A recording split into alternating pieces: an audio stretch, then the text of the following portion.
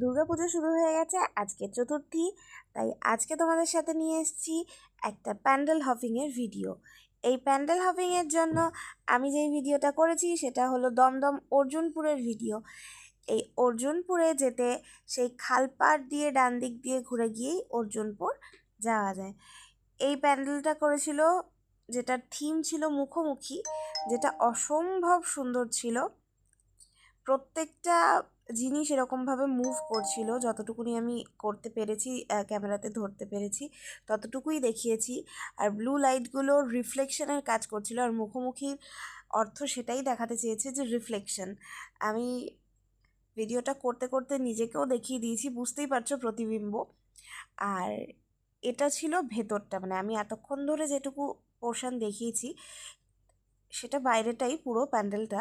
এবার যখন এই যে মুভ করে যখন আমি ভেতরে ঢুকবো, তখন অসম্ভব সুন্দরভাবে মা দুর্গাকে সাজানো হয়েছে। এত ভাল লাগছে দেখতে প্যান্ডেলটা, চারিদিকে নীল আলো, পুরো একদম মনে হচ্ছে চাঁদ নেমে এসছে, এতটাই সুন্দর ছিল।